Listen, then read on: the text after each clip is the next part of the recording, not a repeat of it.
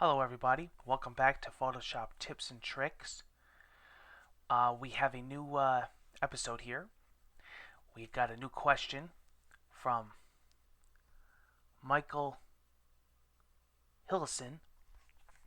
Sorry if I'm saying your name wrong. And his question is, Sean, he asks, every time I use a different computer at school or when I go on a friend's computer, I notice Photoshop is never the same. I notice that sometimes even the menus and the layouts look different. Why is that? Well, that's a very good question. Photoshop is very customizable. What you may see on somebody's screen, you may not see on another screen. Now, especially in my case, when you're watching me and you're watching my tutorials, I got crazy things going on here. Some tutorials I have different layouts. Why is that? Well, put it to you this way. Why have something on your screen when you're not going to use it? If you're just doing specifically image editing, you may only need certain image editing menus. If you're doing illustrations or if you're doing text, you may only need, your paragraph or character panel up and whatnot. So you are going to be seeing different layouts. Photoshop is not going to look the same on any one computer. Like you said, even in your school, a student may set up his own custom layouts. Now, there's two parts to that, okay? The first part is if you go to edit here and you go to menus, okay? The second one from the bottom. Look at this. You may even notice that there's some things missing, and it's not that Photoshop has deleted them or that they're actually missing. It's just that they're not visible. Think of it like a layer. How you can turn a layer on and off with the eye icon. Okay? So for example, in filter, I'm going to actually show you right now. We're going to scroll down to sharpen. Okay? Now, say you don't ever use sharpen edges. Okay? You could actually take the visibility of that off like you would click on a layer.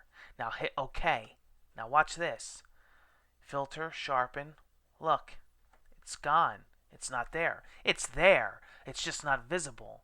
Why have it if you don't need it? So if you find yourself only using specific filters, you could take the time and you can edit this completely customizable to your liking. Okay? For this demo here, we're going to turn that back on, but so you can go through here, and then it's not just application menus. You could even do panel menus. What panels do you want to see? What panels do you not want to see? So you could all customize that. Now, here's the other thing.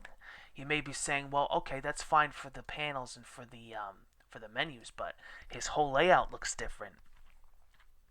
There is something here called Workspaces. If you ever took notice on the upper right here, it says Sean's layout. I customized this layout and I saved it. So what does that mean? Well, you can go back to the default, okay, which is this. And as you can see, on the fly, you could switch back. So say you don't need all that mumbo jumbo that I had before. Well, here you go. You have it here. Okay? There's even little presets that Adobe makes. If you're a painter, they're most likely to use this layout. See? You got your swatches, you got your brushes, you got your layers. Okay, what if you just do image editing? Okay, we got that too. See? Okay, what else? If typography. Boom, like I said, character panels, paragraphs. But you could also do new workspace. You type the name of your workspace. Test. Now look at this. Now say you did some customized menus and keyboard shortcuts. Yep, you can incorporate them also into your new workspace. So this is really, really great if you're on a computer and then somebody says, oh, I got to rearrange everything again. Well, you don't. You would do Michael's or so-and-so's workspace, save it, and then before you leave the computer, put it back to the default. And then everybody can actually save their own custom layout, so when they get in front of the computer, depending on how they like it and what they're doing, they can pull up their layout. So I would just go back here, and I would go right back to Sean's layout. Now watch. Okay? The way I left it. the things I like, the way I like them, and the panels that I use, and also all the menus that I use, and the menu edits, and the visibility is saved. You're saving it per workspace, or as they call it here, layout. It's initially the same thing. So that is why you are noticing that. So you can now customize your own layouts. So whether you're at home, or you're at the office, or you're at school, you could also customize your workspace to how it will fit you. Why have everything that you're not going to be using and taking up space when you could just condense it to the panels and menus that you use every day?